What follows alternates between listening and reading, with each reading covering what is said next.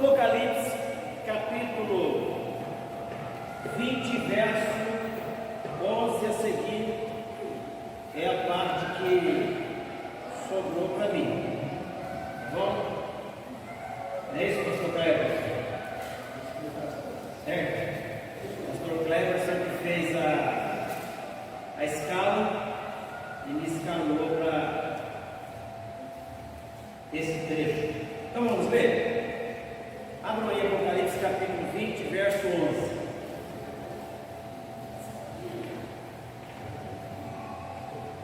Verso 11 diz assim: Então vi um grande trono branco, e o que estava sentado sobre ele,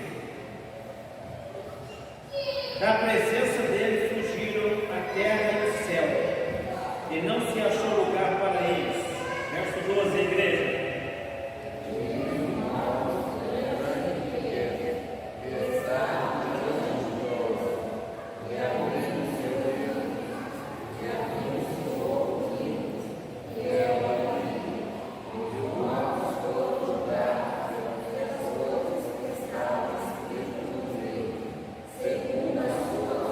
Verso 13 diz assim: O mar entregou os mortos que nele havia,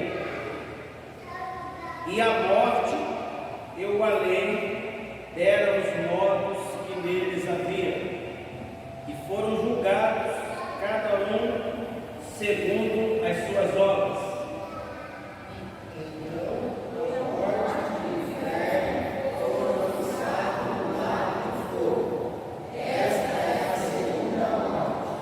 Verso 15: E todo aquele que não foi achado escrito no livro da vida foi lançado no lago de fogo. Então nós vamos trabalhar esses versículos, do verso 11 até o 15. Nós tivemos aí uma explanação muito boa do presbítero Alex. Depois do presbítero Alex foi o pastor Claudinei, que trouxe uma parada muito bom nos slides. Depois veio o pastor Cleberson, né, com memória muito boa, não precisa de esboço nem nada, entendeu? Eu não tenho essa memória, eu tenho que fazer um rascunhozinho aqui, tá? Estou chegando aos 60 já, então tenho que escrever. E hoje sobrou para mim o trono branco e o pastor Beto vai ser o privilegiado, né, pastor Beto? Aí ele fica só remoendo. Irmãos, quando eu comecei a estudar aqui sobre o trono branco, eu me preocupei em que tempo tudo isso acontece. Porque às vezes a gente traz um estudo para a igreja, e um livro do Apocalipse, se você não tiver uma explicação muito lógica, você acaba criando uma salada. Pastor Cleberson leu o versículo no capítulo 5, né? Então vocês observem que nós estamos no capítulo 20, com a ligação de um com o outro. Então isso aí causa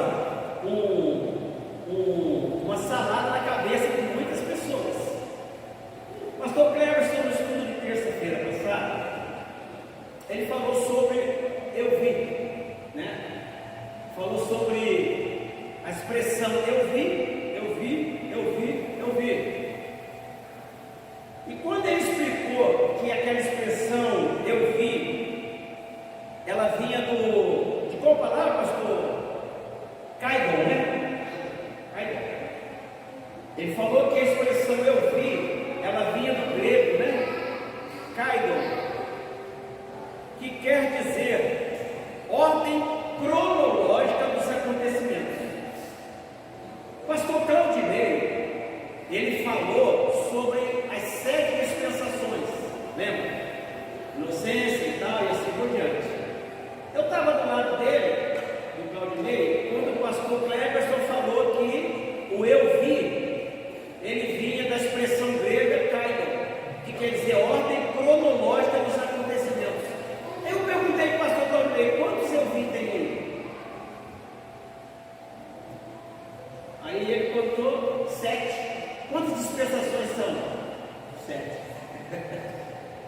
Isso me chamou a atenção, tá certo? Então, nesse capítulo, esses 2 capítulos finais que nós estamos estudando, o eu vi dele, que o pastor Kleber falou, não sei se ele reparou que tem 7, mas são 7 eu vi, ordem cronológica dos acontecimentos.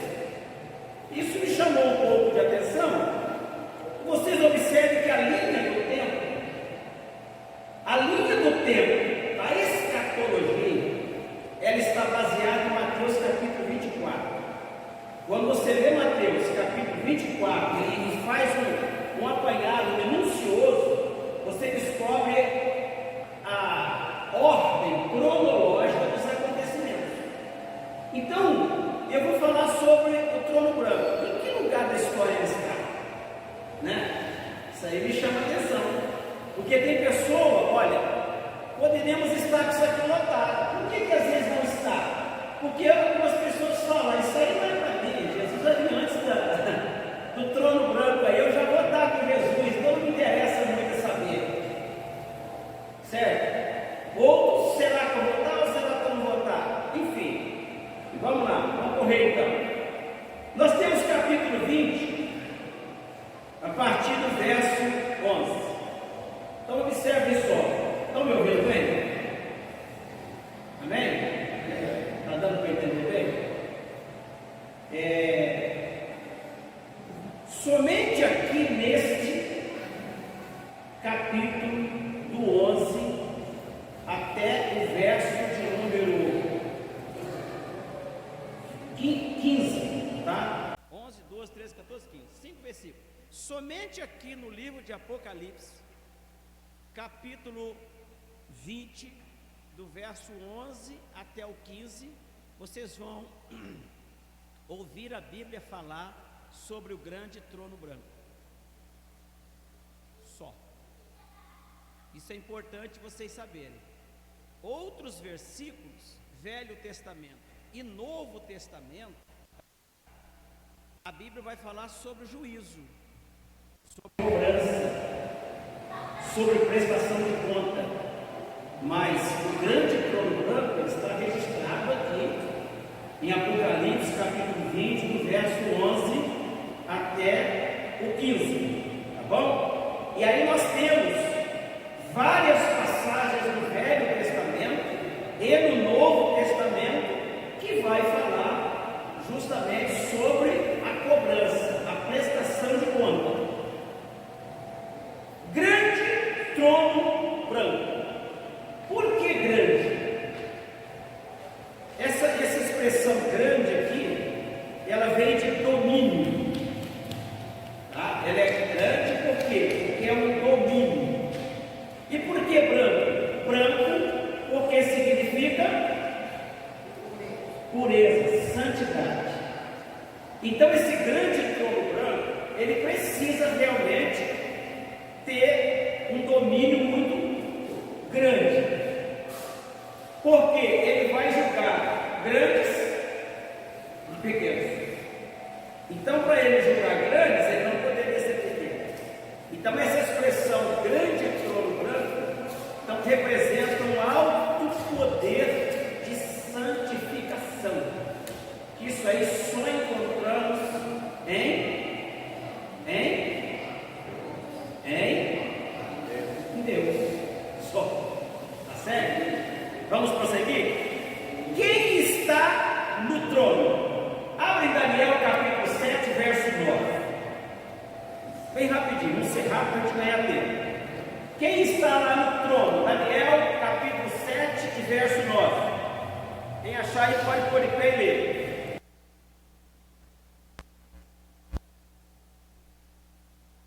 Daniel capítulo 7, 9, o que é que diz?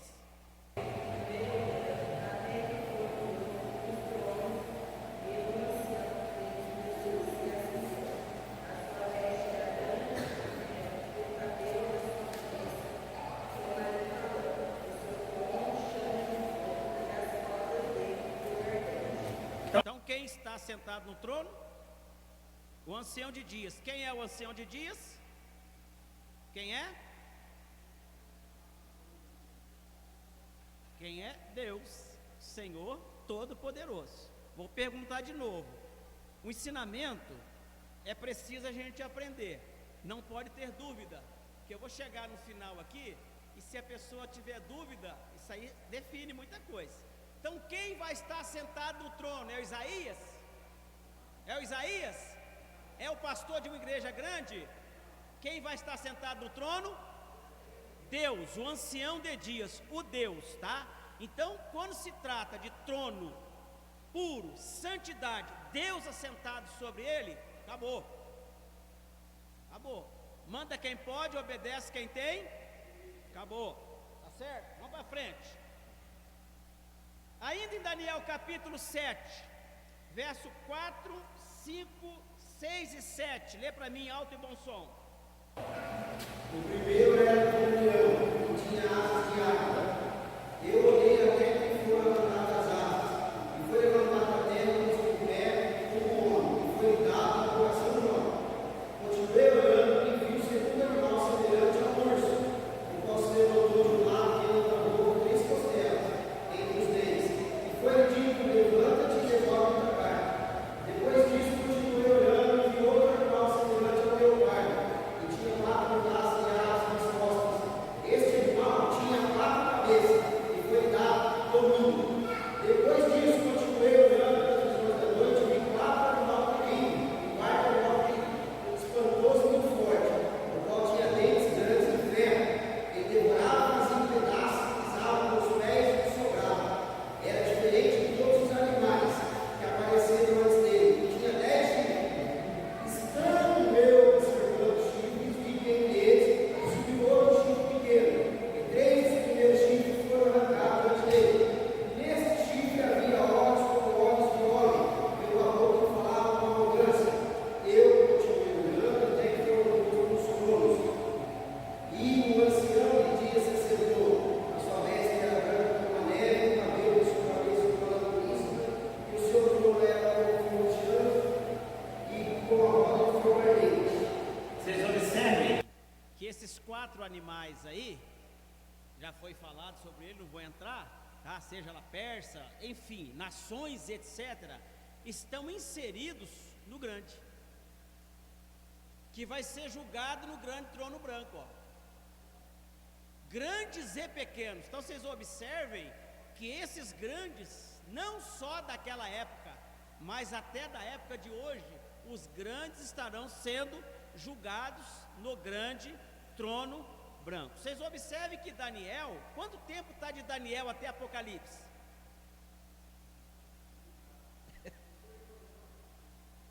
João conheceu Daniel? Conheceu? Conheceu, Alex? Não. Tá?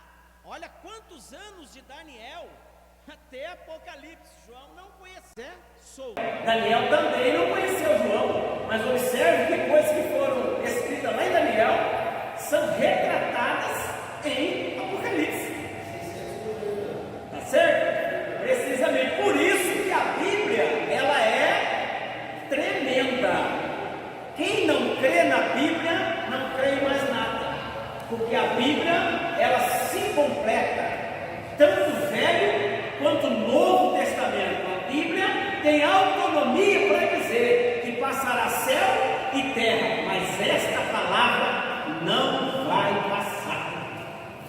Então o que está escrito vai acontecer. Vamos correr. Este grande trono branco é o tribunal de Deus, o tribunal do juízo final.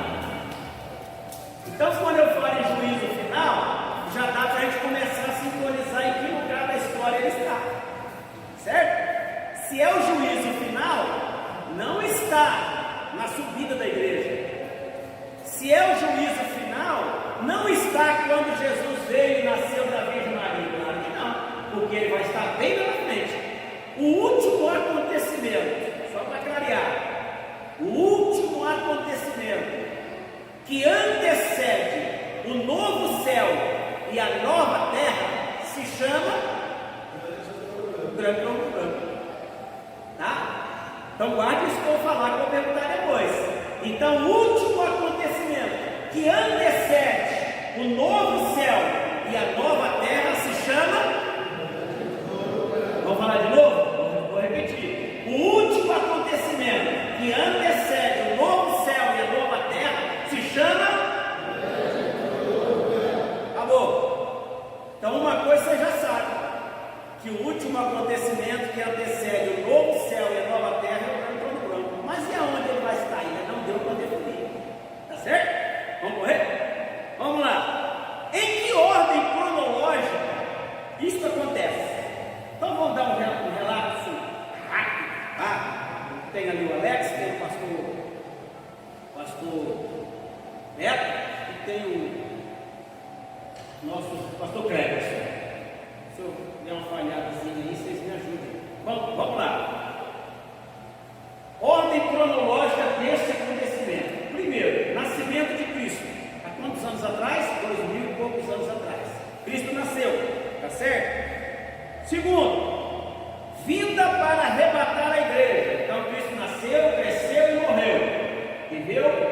Passaram-se quase 2000 anos, ou mais de 2000 anos. Então agora qual o próximo acontecimento? Arrebatamento da igreja. Esse dia e hora, quem sabe? Ninguém. Mas a Bíblia fala que esse dia e hora, ninguém sabe, é justamente esse arrebatamento, que é o rapto. Já foi explicado aqui que Jesus virá em duas fases, tá certo? E a primeira é o rapto. Tá bom? Quando você vai lá para Tessalonicenses, você vê sobre os mortos que ressuscitarão primeiro, os vivos serão. Tá. Então vamos lá. Segundo, tribulação.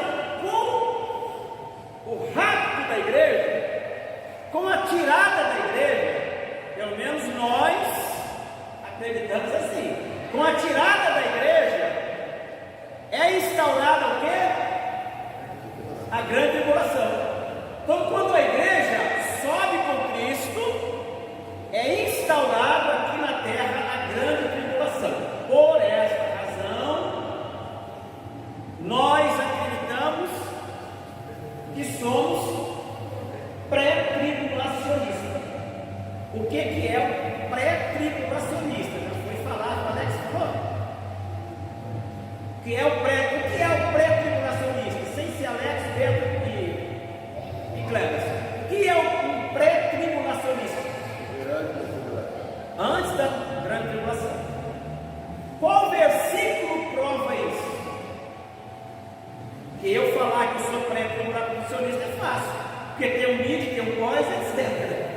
Mas qual versículo me dá essa ênfase? Né? Que é você ter base bíblica. Quem tem um versículo?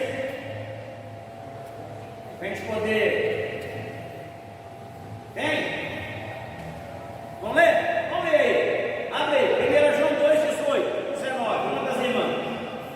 Um dos irmãos lê para nós 1 Tessalonicenses 1 e 10. Só para a gente.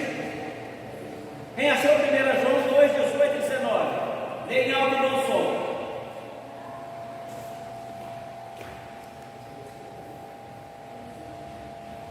Pode ler, quem achou? 1 João 2, 18 e 19.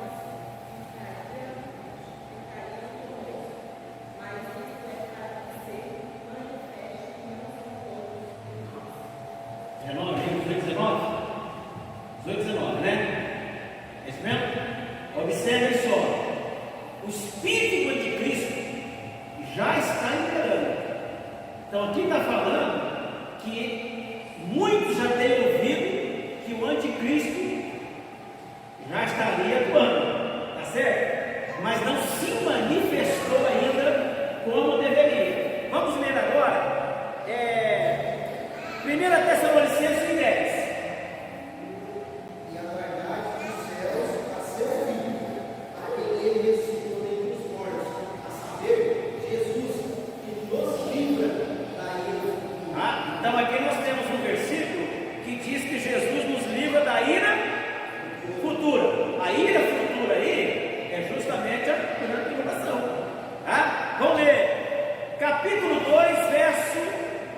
do 1 a 10. É um pouquinho extenso, mas lê para nós, irmão Cleverson, por favor.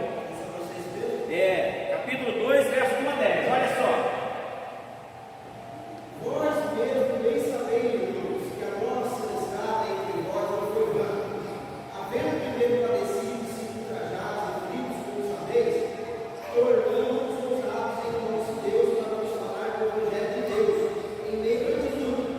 Pois a nossa exortação não procede de engano nem de impureza, nem é feita com a intenção de enganá-los. Pelo contrário, como fomos aprovados por Deus para que o Evangelho nos fosse confiado, assim falamos, não como para agradar aos homens, mas a Deus, que prova os nossos corações. Como bem sabeis, nunca usamos de palavras bajuladoras, nem de injúrios perniciosos. Deus é testemunha. Não buscamos glória dos homens, nem de vós, nem de outros ainda que podíamos, como apóstolo de Cristo, ser desprezado. Antes fomos brandos entre vós, como a mãe que acaricia seu próprio filho. Assim nós sendo tão abençoados, de boa vontade, quisemos dar-vos não somente o Evangelho de Deus, mas também a nossa própria vida, para que não erreis muito experiência. Certamente vos lembrrais do nosso trabalho e fadiga, que trabalhamos noite e dia para não ser desprezados nem de vós, enquanto vos pregamos o Evangelho de Deus. Bem sabeis vós que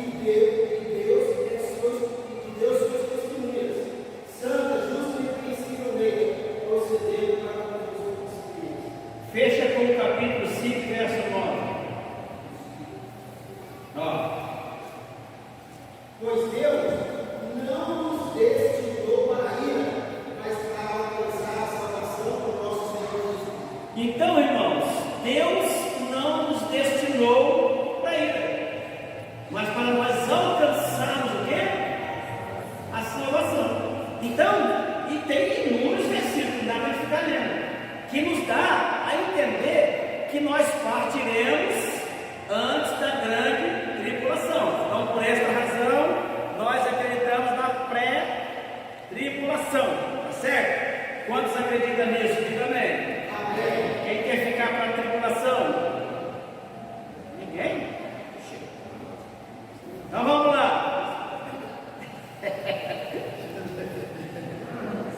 Então vamos lá. Então, com a subida da igreja, se instaura a tribulação. Quantos anos vai durar a tribulação? Domingo 7. Então a gente vai ter 7 anos, dividido em duas partes. 3 anos e meio, uma falsa paz, correto?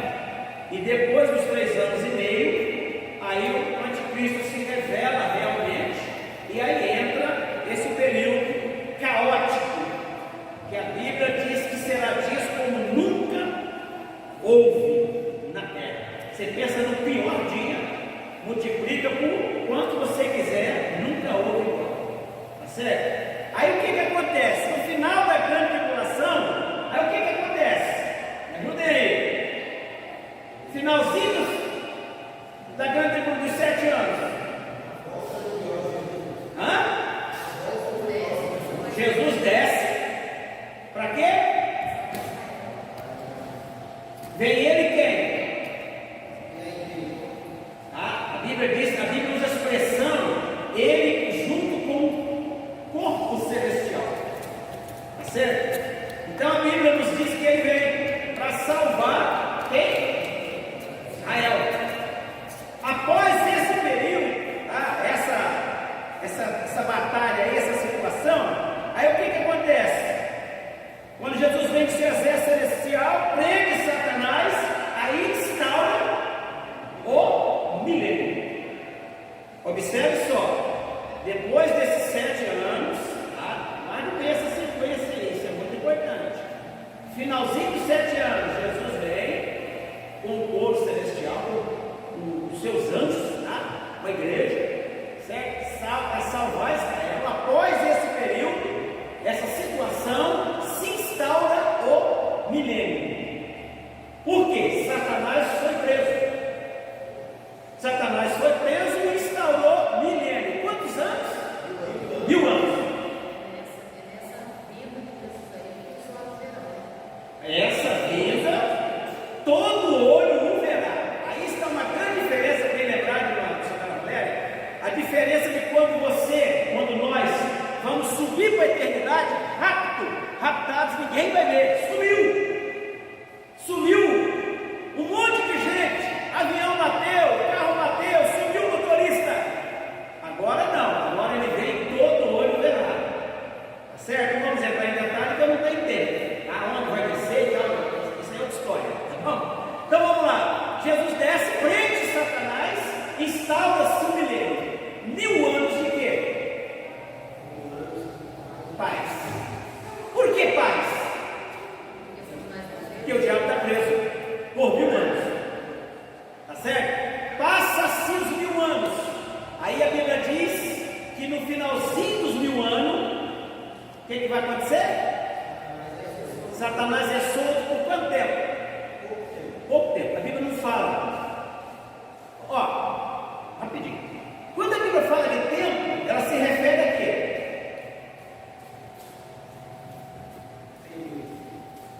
Que período? Se refere a um período de 1 ano.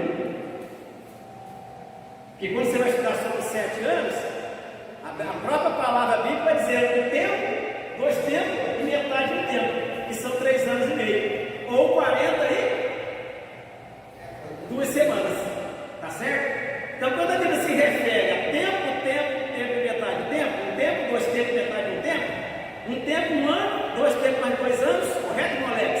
E mais meio tempo, 3 anos e meio, sim. Pode ser, senhor. O pregador ensinou que nesses 1000 anos aí, vai morrer e vai nascer gente. Com certeza. E se você for cavar, vai haver até reconciliação, etc. Tá certo? Mas aqui está falando que o espírito da morte não vai ter. Não é aí. Tá? Vamos chegar lá. Tá certo? O que vai acontecer? Satanás foi preso, 1000 anos iguais. Tá? No finalzinho, um período de tempo, Satanás é solto. Quando Satanás é solto, ocorre uma nova rebelião.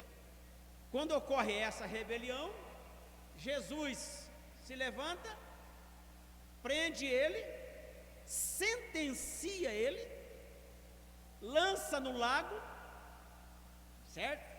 E aí instaura o grande trono branco. Então, em que tempo da história nós estamos? Se Jesus viesse hoje, nós teríamos aí 7 anos, mais 1000 anos e mais alguma coisa, aonde seria instalado o grande trono branco.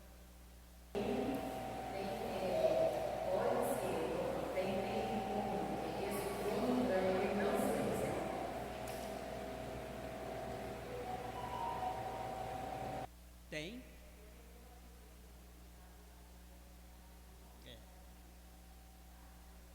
Não, eu acredito, pode até ser. Não entrei muito nesse detalhe, né? Não sei o que os irmãos pensam aí. A missionária Valéria está perguntando se tem como esse trono branco não ser no céu. Uma vez eu ouvi, não sei se tem sentido nenhum, mas é uma dúvida que ficou. Que esse período do milênio, ele estaria como se fosse nas nuvens. Estaria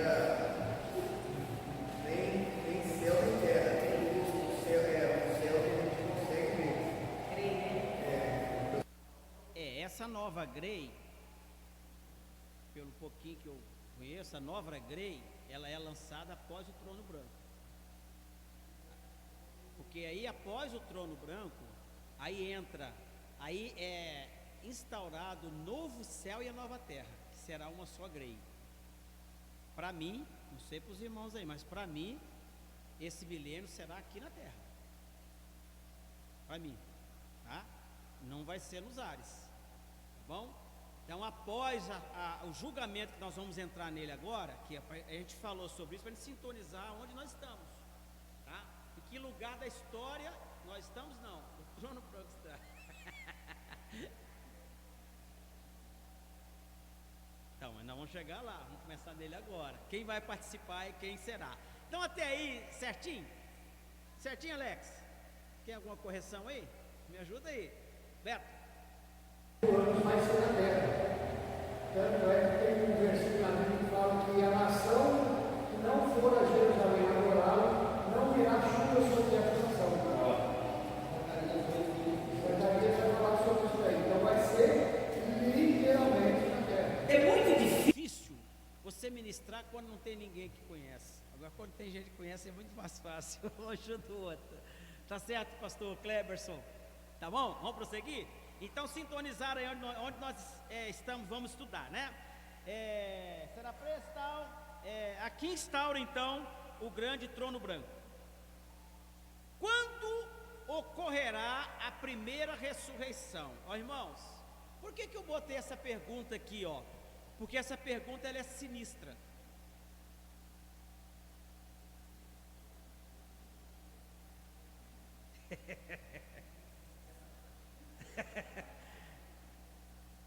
Essa pergunta aqui ela é sinistra. Quando ocorrerá a primeira ressurreição? Vamos ver? E a primeira pergunta minha. Leia para mim 1 Tessalonicenses capítulo 4 e verso 16. 4 e 16.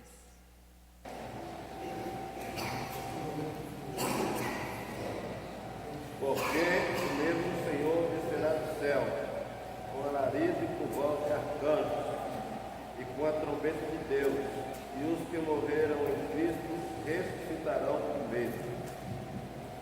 E aí? A gente lê muito esse versículo num funeral, né?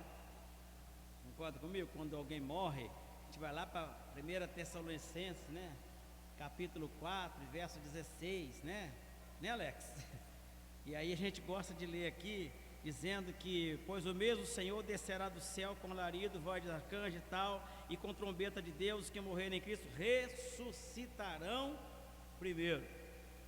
O problema está nessa expressão, ressuscitarão. Tá certo? Vamos ler ainda, Apocalipse capítulo 20, verso 4, 5 e 6. Vamos ver o que diz aqui. Vi também, pode ler aí, por favor.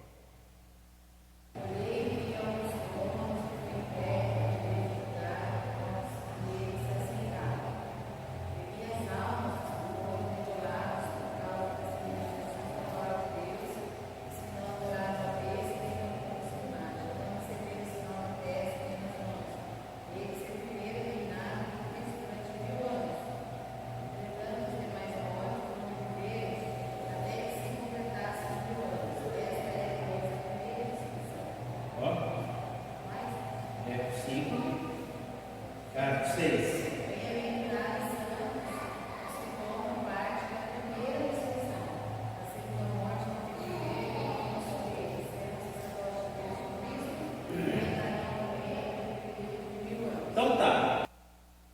Nós estamos com dois textos. Apocalipse capítulo 20, verso de número 4, 5 e 6, que tem a expressão ressuscitarão. E temos 1 Tessalonicenses capítulo de número 4 e verso 16. Apocalipse capítulo 20 diz que esta é a primeira ressurreição. Certo? Concordam? Amém? Tessalonicenses não falou nada se é a primeira, se é a segunda, se é a última. Apocalipse diz que é bem-aventurado aquele que tem parte na primeira ressurreição. Em que tempo acontece Apocalipse capítulo 20? E em que tempo acontece Tessalonicenses?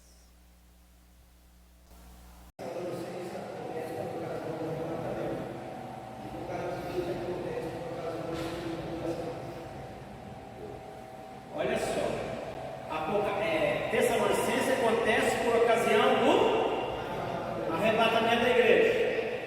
E Apocalipse acontece por ocasião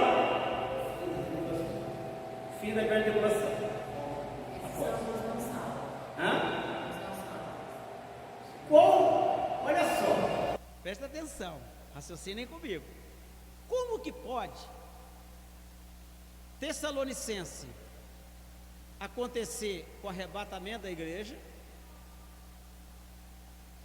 e Apocalipse acontecer lá na frente e ser a primeira?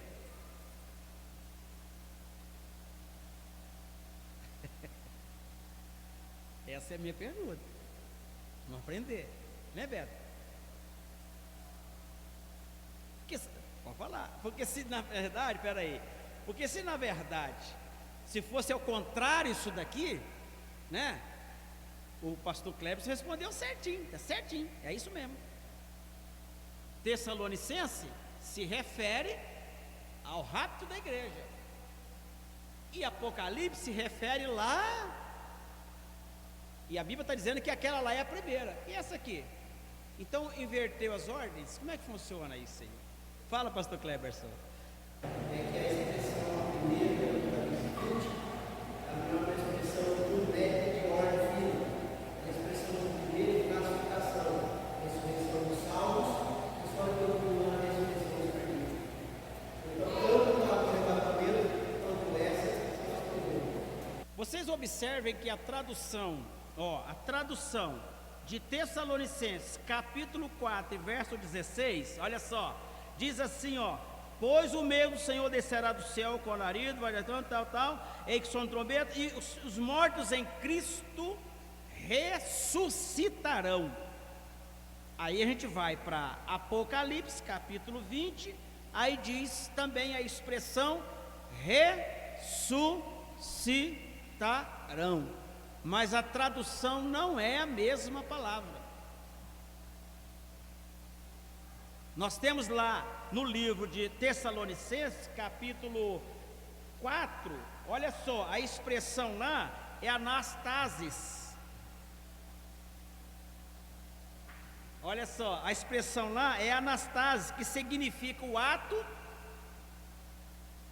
de se levantar. E outra coisa também que é muito importante observar, por que o pastor Kleberson falou que o de Tessalonicenses se refere à igreja?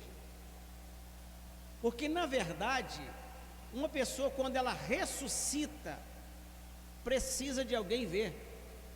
Por isso que ela não é taxada aqui como a primeira, porque ninguém vai ver. Essa ressurreição aqui, ela será em off. Nenhum olho vai ver que ressuscitou. Por isso, nós vamos para Apocalipse, aí taxa como primeira ressurreição, porque esta daqui, eles serão vistos. Eu ouvi falar, não sei se é verdade, isso aí seria como se fosse um apocalipse zumbi, né? A pessoa que morreu não salva ia levantar destroçada e ia lá. Não sei se é verdade. Eu tenho uma tese comigo, minha, né? Pensamento meu. Os mortos em Cristo, a Bíblia quando usa a expressão em Cristo, ressuscitarão, tá? Então aqueles que ressuscitarem com Cristo receberão novo corpo. Os que ressuscitarem sem Cristo não receberão novo corpo. Esse é o meu pensamento. Eles ressuscitarão da forma que morreram. Fala, pastor Beto. O versículo número 5 responde toda a questão. Sim, pode ler. 5 de onde? Apocalipse 20. Uhum. Nós estamos falando sobre ressurreição. Sim. Versículo 5 fala assim: mas os outros mortos não reviveram. Que outros mortos são esses? Os que morreram na batalha de Armagedon. Uhum. Certo? Esses não ressuscitarão. Ressuscitarão só depois de 1000 anos. O versículo 5 vai falar assim: que essa é a primeira ressurreição. Ressurreição de onde? Para depois chegar no trono branco. Para lá, ressuscitarão. Para lá. Para lá.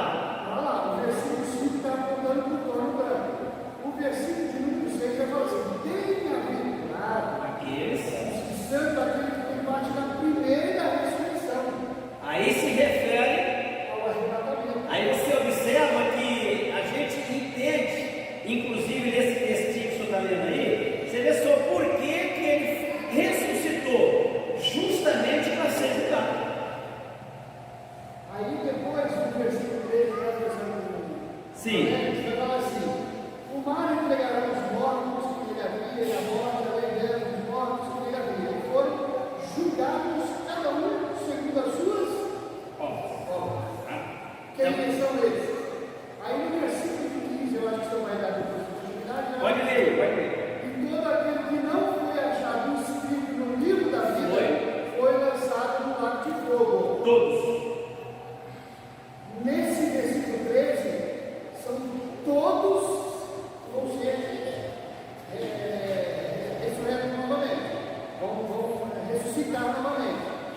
E no versículo 15 vai falar de todos que foram até a batalha de Armagedon. E aqueles que não foram achados com seu nome serão lançados. Positivo. Alguma dúvida aí? Aí a segunda pergunta minha que já foi respondida agora seria: quem comparecerá diante do trono? Já foi respondida aí. Assim, não, ótimo. Trabalhar na sintonia é bom por isso. Então, quem vai estar diante do trono para ser julgado? Os salvos? Não. Aqueles que não tinham o nome escrito no livro da vida, aqueles que passaram aí nesse período aí, enfim, filhos do diabo. Não sou eu, sim, pastor. Fala.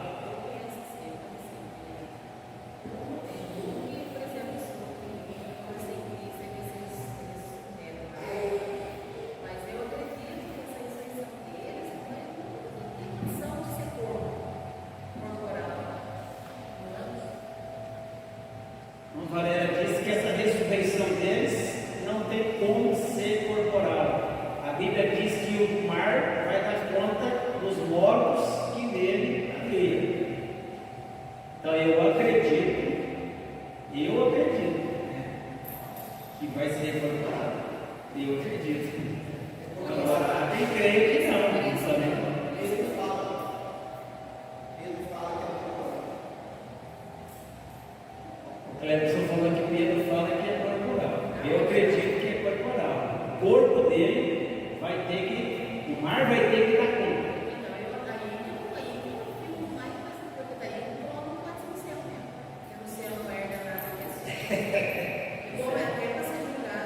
Tá bom. Então quem estará diante do trono aí? Tá? Todos que rejeitaram a graça. Olha só. Todos que rejeitaram a graça de Deus, cujo nome não foi achado no livro da vida. Tá? O nosso pastor Beto falou. Eu vi contar uma ilustração uma vez de um homem que foi preso e ele estava sendo condenado e o seu destino era a morte. E ele começou, antes de chegar à sua morte, ele escrever e mandar cartas, e alguém levava as suas cartas pedindo socorro, pedindo alguém ajudar ele, e ele ali na cadeia tentando se reconciliar com Deus e tal, pedindo a Deus, mas nada acontecia aos olhos dele. E quando estava já se aproximando o momento dele morrer, o dia dele morrer, entrou um homem no presídio. E aquele homem entrou de terno, com a Bíblia, e aquele preso estava revoltado porque não teve nenhuma resposta das suas cartas. Então, quando ele viu aquele homem entrar de terno, pastor Cleberson, com a Bíblia, ele se revoltou e começou a xingar aquele homem, pensando que aquele homem estava vindo para evangelizar ele e entregar por ele. Não quero saber de Deus, não quero saber de nada, não quero saber, não quero, e nem deu confiança, excomungou aquele homem. E aquele homem não falou nada, não falou nada. Continuou com a sua Bíblia, deu minha volta e voltou. Mas aquele homem foi embora. O carcereiro chegou, falou: rapaz, o que você fez, rapaz? Aquele homem, sabe quem é aquele homem? Você não conhece aquele homem é o delegado da cidade. Ele é crente, ele recebeu sua carta. E ele veio com a Bíblia, e dentro da carta, dentro da Bíblia, estava o seu alvará de E você perdeu essa chance. E ele começou a chorar e foi em pânico, mas já era. Chegou o dia dele, ó, morreu. Quando chegou a hora dele morrer, que iam matá-lo, ele levantou a voz e disse: eu vou morrer, não por todos os erros que eu cometi, mas eu vou morrer porque eu rejeitei a graça, a oportunidade. Então vocês observem, eu sempre digo, o pecado não tem poder para te lançar no inferno, mas a rejeição da graça é que vai te lançar no inferno. Porque o pecado que você pecou, a graça, Deus te perdoa, mas se você rejeitar a graça, o inferno espera. Então o que vai levar a igreja, muitos na igreja, muitos, o que vai levar o mundo para o inferno é a rejeição pela graça. Então, irmão, não aproveite a graça para pecar, mas aproveite a graça para se reconciliar, para estar perto de Deus. Aproveite a graça para ter a remissão dos seus pecados, porque quando você tem os seus pecados remidos pela graça, seu nome está escrito no livro da vida. Vamos correr? Nós temos 43, temos 10 minutos, vamos lá. Grandes e pequenos, quem são os grandes e pequenos? Sem parcialidade, serão abertos alguns livros divinos inapagáveis, com todos os atos praticados. Verso de número, qual é o verso aí? 12, né? E vi os mortos, grandes e pequenos, já falamos, que estavam diante do trono, e abriram-se livros. Abriu-se outro livro. O primeiro aí, livro singular. Outro livro, que é o da vida, Os mortos foram julgados pelas coisas que estavam escritas no livro, e segundo as suas obras. Por que livros? E outro livro?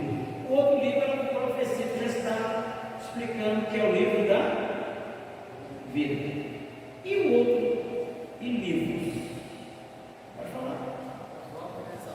Das obras. Por que não foi um livro só? E foi livros? Parece que é porque é muito. A vida, né? Já pensou nisso, pastor Caio? Porque livros do plural para se referir às obras. Será que um livro não continha todas as obras? Teve que ser mais um? Já pensou nisso, Alex? Porque foi aberto livros e outro livro, que é o da vida. Mas e livros?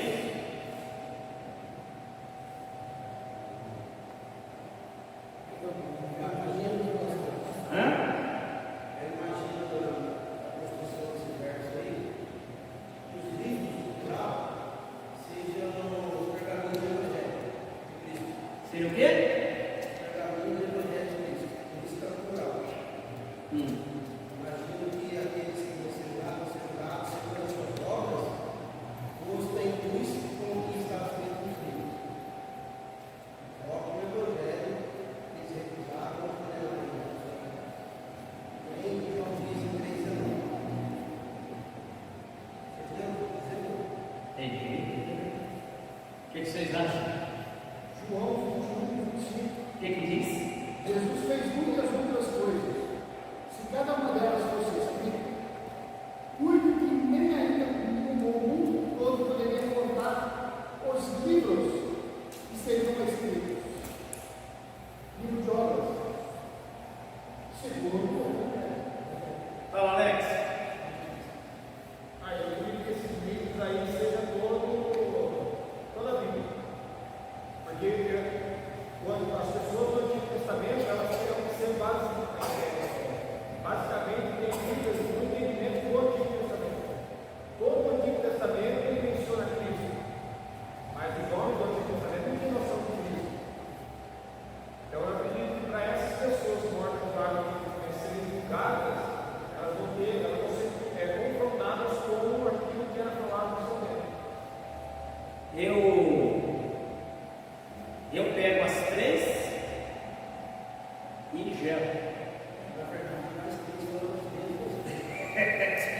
Eu pego as 3 e injeto.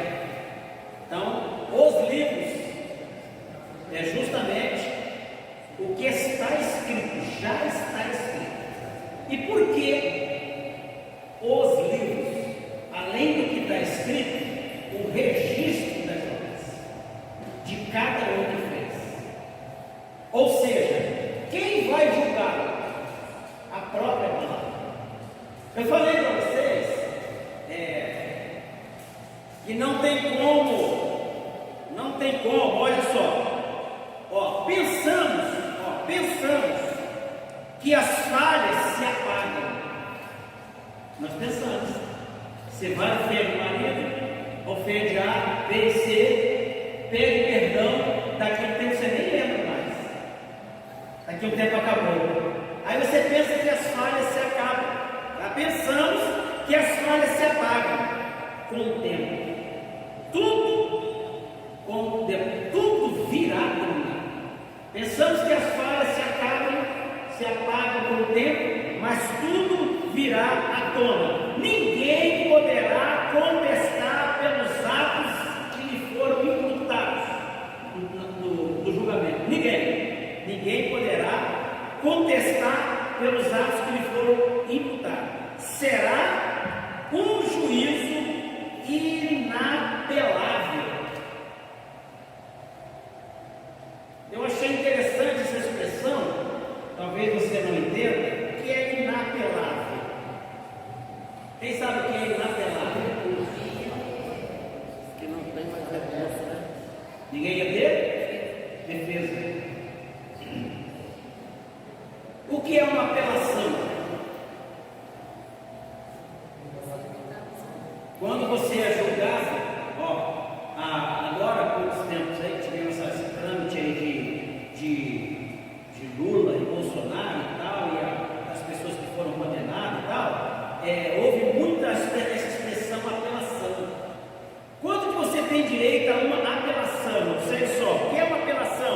É um recurso cabível que regra contra a sentença referida pelo juiz no processo. Ou seja, o juiz determinou, mas aquela causa, ela tem uma cláusula que lhe dá direito a uma apelação, ou seja, um recurso, porque teve uma falha que aquele juiz não observou. Então, no grande trono branco não haverá direito de apelação. Pode ser juiz, pode ser doutor, pode ser mestre, pode ser poliglota, pode conhecer a Bíblia de capa a capa. Meu irmão, se pôs diante do trono branco, não tem direito de apelação, não tem recurso, porque tudo que vai se falar contra aquela pessoa já está registrado. E quem vai sentenciar é Deus. É diante de um trono grande, santo. Então, por isso que nós precisamos de nos santificar, para nós podermos subir o dia que Jesus vir buscar a sua igreja. Vamos correr para a gente finalizar? 57, tem 3 minutos, vamos lá. Os livros já falei, outro livro, nenhum morto foi isento deste julgamento. Todos terão que comparecer, todos os mortos naquela época. A justiça de Deus dará a cada um o que lhe for de direito. Verso 14, vamos ler o verso 14? Alguém lê para nós aí? E a morte e o inferno foram lançados no lago de fogo. Esta é a segunda morte. Ou seja, Hades, que no grego quer dizer região dos mortos. Tá? A morte vai ser o último inimigo que Deus vai vencer. Tá? A irmã, quem falou da morte? Não sei quem falou aí que não haverá mais morte. Vocês observem que a morte, não haverá mais morte quando isso acontecer, certo? Porque a morte será lançada no lago. É o verso de número 14, que diz: então a morte e o inferno foram lançados no lago de fogo. Esta é a segunda morte. Por que segunda morte? Porque eles ressuscitaram, foram julgados e agora vão ser lançados no fogo. Tá certo? Então, quando você lê o verso 14, segunda morte, por que segunda morte? Porque ressuscitaram, foram julgados, foram sentenciados, lançados no lago. Lá vai morrer? Não. Por que não vai morrer lá? Porque a morte também foi jogada lá. Aí a Bíblia chama de segunda morte. Que morte é essa então? Essa se chama morte eterna. Eu sempre digo que existem 3 tipos de morte: morte física, morte espiritual e morte eterna. Para a morte física tem jeito, porque Lázaro estava morto, reviveu, e tantas outras pessoas de lá para cá também, tá? A morte espiritual tem jeito? Tem. A pessoa vem na igreja, longe de Cristo, está morto espiritualmente, participa de um culto, recebe uma palavra, ressuscita, e Deus começa a usar com unção, poder e glória. É a morte espiritual. Mas a morte eterna não tem jeito. Essa morte aqui, ó, é a morte eterna, é a separação eterna de Deus. Tá certo? Vamos finalizar? Senão a gente ultrapassa aí o horário aí, depois por isso que o pessoal não está vendo, né? A gente demora muito, certo? Vamos lá. O que João viu primeiro? Pergunta. Vamos lá, pergunta. O que João viu primeiro nesta cena que nós estamos estudando do grande trono branco? O que ele viu primeiro? Ele viu um trono branco que estava em chamas. Esse fogo que estava no trono branco, tá? O que ele significa? Proteção, tá? O poder de Deus que protege aquele trono, tá? Porque a justiça de Deus precisa ser aplicada, tá certo? Segunda pergunta: quais os livros foram abertos para julgar os mortos? Quais os livros foram abertos para julgar os mortos? Certo? Alguém tem dúvida? Teve algum morto que foi isento do grande trono branco? Não. São perguntas simples, dentro do estudo, que às vezes chega no testemunho de Jeová, chega uma pessoa lá na sua casa lá, e vai querer te enrolar, embrulhar, dar um lacinho e despachar. Então tem que tomar cuidado, tá certo? Eu perguntei: teve algum morto isento do julgamento, que ressuscitou e foi isento? Lá. Estava conversando com a Alex sobre isso. Aqueles que reviveram para reinar o milênio com Cristo, eles também chegaram dentro do trono branco. Aí é por isso que existe. Que aqueles que não foram achados foram escritos em Jerusalém. Então quer dizer que tem nomes que vão ser achados. Claro, sem dúvida. Por isso que a Bíblia vai dizer que aqueles que não foram, que creemos que foram chamados e vieram da grande tribulação.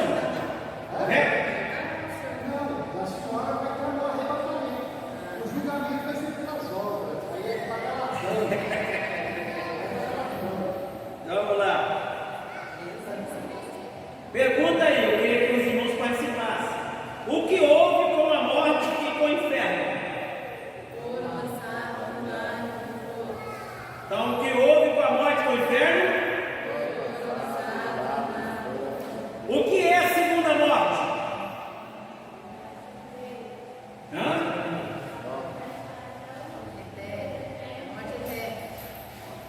Então, a segunda morte é aqueles que ressuscitaram, foram julgados e condenados, mas ficarão separados eternamente de Deus. Tá certo? Finalizando aqui.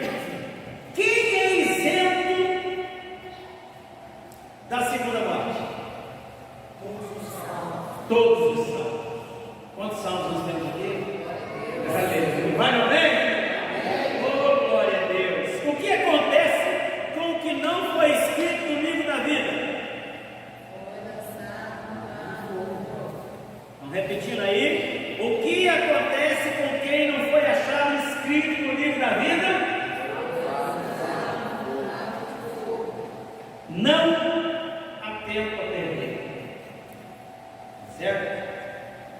Ainda há tempo para crer no Senhor Jesus de corpo, alma e espírito, como disse Jesus lá em João capítulo 5, verso 24. Quem ouve a minha palavra e crê naquele que me enviou, tem a vida eterna e não entrará em condenação, mas passou da morte para a vida. Então vale a pena nós sermos fiéis ao Senhor